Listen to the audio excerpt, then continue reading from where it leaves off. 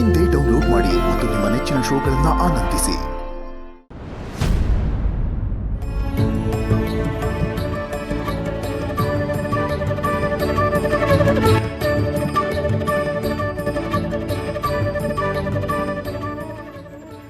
ಬರಬೇಕು ದಂಪತಿಗಳು. ಈಕೆ ನನ್ನ ಶ್ರೀಮತಿ ವೆಂಕಟಾಂಬ, ಈ ಮನೆ ಹಿರಿಮಗಳು. ಇವರು ಮಾಧವಾಚಾರ್ಯರು ಅಂತ ನಮ್ಮ ಮಾವನವರ ಸೋದರ ಸಂಬಂಧಿ. ಆದರೆ ಇವರು ಚಿಕ್ಕ ವಯಸ್ಸಿನಿಂದಲೂ ಅಣ್ಣ ತಮ್ಮಂದರಾಗೇ ಇದ್ರು. ಇನ್ನು ಇವರು ನಿಮ್ಗಾಗ್ಲೇ ಪರಿಚಯ ಆಗಿದ್ದಾರೆ ಅನ್ಕೋತೀನಿ. ಗೊತ್ತು. ಚೆನ್ನಾಗಿದ್ದೀರಾ? ಚೆನ್ನಾಗಿದ್ದೀವಮ್ಮ.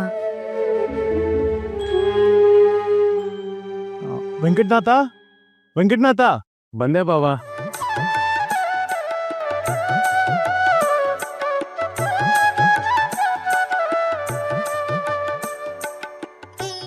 ದೀರ್ಘಾಯುಷ್ಯಮಾನ್ ಭವ.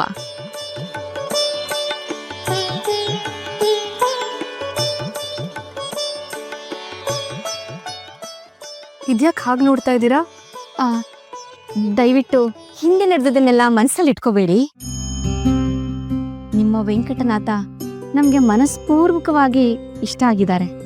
ನಮ್ಮ ಮಗಳು ಸರಸ್ವತಿಯನ್ನು ನೋಡೋ ಕನ್ಯಾ ವೀಕ್ಷಣೆಗೆ ಸಕುಟುಂಬ ಸಪರಿವಾರ ಸಮೇತರಾಗಿ ತಾವುಗಳೆಲ್ಲ ನಮ್ಮ ಮನೆಗೆ ಬರ್ಬೇಕು ಅಂತ ಆಹ್ವಾನ ಕೊಡಕ್ ಬಂದ್ವಿ.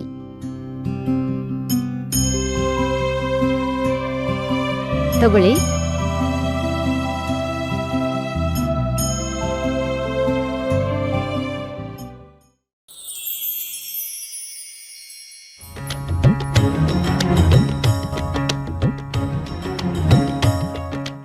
ಇವ್ರು ನಮ್ಮಮ್ಮ ಗೋಪಿಕಾಂಬ.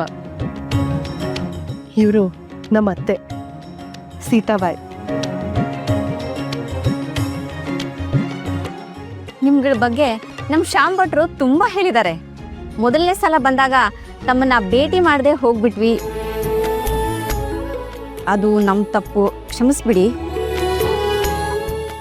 ಅಯ್ಯೋ, ಅದಕ್ಕೆಲ್ಲ ಯಾಕೆ ಕ್ಷಮೆ ಕೇಳ್ತೀರಿ? ಶುಭ ಕಾರ್ಯದ ನಿಮಿತ್ತ ಮೊದಲು ನಮ್ಮ ಮನೆಗೆ ಬಂದಿದ್ರಿ. ನಮ್ಮಗಳ ಮುಖ ತೋರಿಸೋದು ಯಾಕೆ ಅಂತ ನಾವೇ ಹೊರಗೆ ಬರಲಿಲ್ಲ. ಇದರಲ್ಲಿ ನಿಮ್ಮ ತಪ್ಪೇನಿದೆ? ಮುತ್ತಿನಂಥ ಮಗನ್ನ ಹೆತ್ತವರು ನೀವು. ಹೀಗೆಲ್ಲ ಯಾಕೆ ಹೇಳ್ತೀರಾ? ಅಂಥ ಮಗನ್ನ ಪಡೆದಂಥ ನೀವೇ ಪುಣ್ಯವಂತರು. ಇದು ನಿಮ್ಮ ದೊಡ್ಡತನ. ಆದರೂ ಶಾಸ್ತ್ರ ಸಂಪ್ರದಾಯಗಳನ್ನು ಪಾಲಿಸ್ಲೇಬೇಕಲ್ವೇ? ಅದು ನಿಜ. ಆದರೆ ಸಂಪ್ರದಾಯಗಳಿಗಿಂತಲೂ ಸಂಬಂಧ ಮುಖ್ಯ ಅಲ್ವೇ? ನೀವು ಸೊಸೆಯನ್ನ ನೋಡಿ ಒಪ್ಪಿಗೆ ಕೊಡೋದು ಯಾವಾಗ? ಅಯ್ಯೋ, ಮೊಟ್ಟ ಮೊದಲು ಸೊಸೆ ನೋಡ್ದವ್ರೆ ನಮ್ಮತ್ತೆ.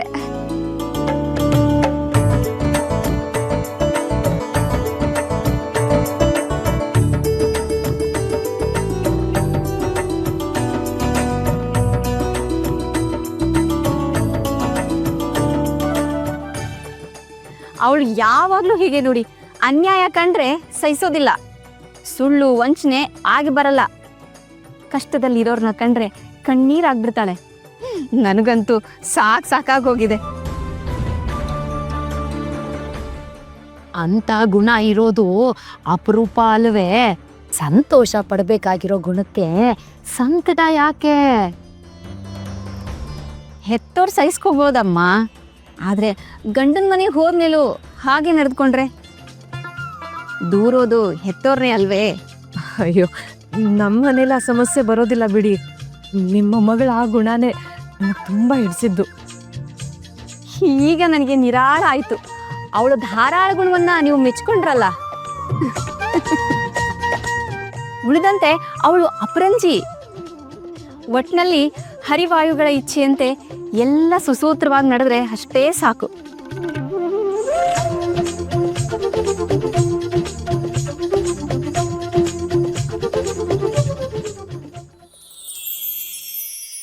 ಅಂತೂ ದೊಡ್ಡ ಮನಸ್ಸು ಮಾಡಿ ದಂಪತಿಗಳು ಈ ಸಂಬಂಧಕ್ಕೆ ಒಪ್ಕೊಂಡ್ರಲ್ಲ, ನಮಗೆಲ್ಲ ಅದೇ ಸಂತೋಷ.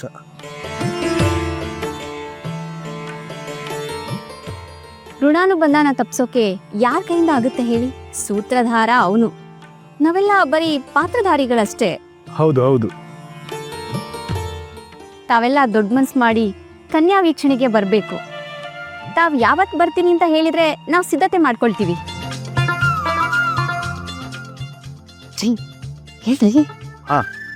ತಾವು ತಾವು ಯಾವಾಗ ಹೇಳ್ತಿರೋ ನಾವು ಅವಾಗ ಸಿದ್ಧತೆ ಮಾಡ್ಕೋತೀವಿ. ನಾವೆಲ್ಲ ಮಾತಾಡ್ಕೊಂಡು ನಿಮ್ಗೆ ನಾಳೆನೇ ಹೇಳಿ ಕಳಿಸ್ತೀವಿ, ಆಗ್ಬಹುದೇ? ಧಾರಾಳವಾಗಿ ನಿಮ್ ಸಂದೇಶಕ್ಕೋಸ್ಕರ ಕಾಯ್ತಾ ಇರ್ತೀವಿ ಅಲ್ವೇನ್ರಿ? ಹೌದು, ನಿಮ್ಮ ಸಂದೇಶಕ್ಕೋಸ್ಕರ ಕಾಯ್ತಾ ಇರ್ತೀವಿ. ಸರಿ, ಹಾಗಿದ್ರೆ ನಾವಿನ್ ಬರ್ತೀವಿ. ಅಮ್ಮ ತಡೀರಿ, ಕುಂಕುಮ ಕೊಡ್ತೇನೆ. ಹಾ,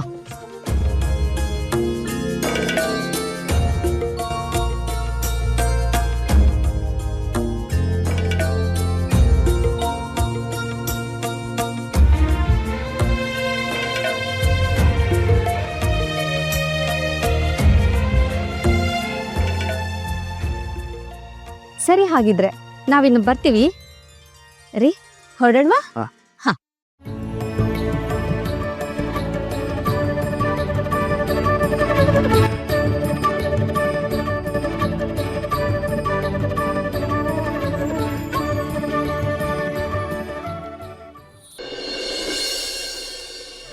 ಅಶ್ವತ್ಥಾಮ ಬಲಿರ್ವ್ಯಾಸೋ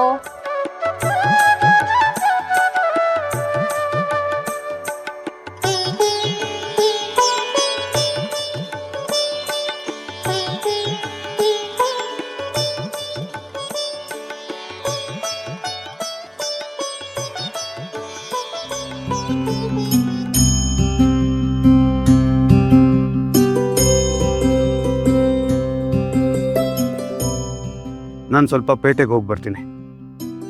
ನೋಡೆ ನಿಮ್ಮಪ್ಪನ್ನ ಈ ಮದ್ವೆ ಬೇಡ ಬೇಡ ಅಂತಿದ್ದೋರು ಇವಾಗ ಮದ್ವೆ ಗಂಡಿನ್ಗಿಂತ ಹೆಚ್ಚಾಗಿ ಅಲಂಕಾರ ಮಾಡ್ಕೊಂಡು ಅಳಿಯನ್ ಸ್ವಾಗತ ಮಾಡೋಕೆ ಸಿದ್ಧವಾಗಿದ್ದಾರೆ. ಈ ಮದುವೆಗೆ ಒಪ್ಪಿ ಸಿದ್ಧವಾಗ್ತಿರೋದು ನೀನು, ನಾನಲ್ಲ. ನನಗೆ ಆಗ್ಲೂ ಇಷ್ಟ ಇರಲಿಲ್ಲ, ಈಗಲೂ ಇಷ್ಟ ಇಲ್ಲ. ಅವ್ರ ಮನೆಗೆ ಬಂದಾಗ ನಾನು ಇರಬೇಕಾದ ಅಗತ್ಯನೂ ಇಲ್ಲ. ಅದಕ್ಕೆ ಹೊರಗಡೆ ಹೋಗ್ತಾ ಇದ್ದೀನಿ. ಇದನ್ನೇ ಬೇಡ ಅನ್ನೋದು. ಅಷ್ಟಿಷ್ಟ ಇಲ್ದವ್ರು ಅವತ್ತು ಅವ್ರ ಮನೆಗ್ ಬಂದು ಅಷ್ಟ ಕುಂಕುಮ ಕೊಟ್ಟು ವಧು ಪರೀಕ್ಷೆಗೆ ಬನ್ನಿ ಅಂತ ಯಾಕೆ ಕರಿಬೇಕಾಗಿದ್ದು? ನಿನ್ ಒತ್ತಾಯ ಬಂದಿದ್ದು. ಒತ್ತಾಯ ಅಂದ್ರೇನು? ನಾನೇ ನಿಮ್ಮನ್ನ ಮೂಟೆ ಕಟ್ಟಿ ಹೊತ್ಕೊಂಡು ಹೋಗಿದ್ನಾ? ಯಾವುದಕ್ಕೂ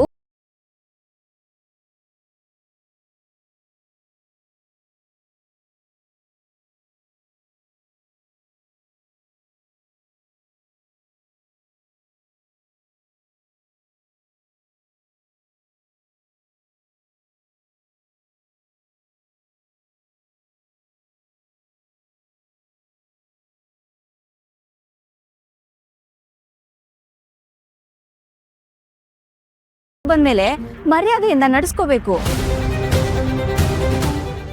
ಅದು ಅವ್ರಿಗೂ ಗೌರವ, ನಮಗೂ ಗೌರವ. ಅಮ್ಮ ಅವರು ಬರ್ತಾರಾ?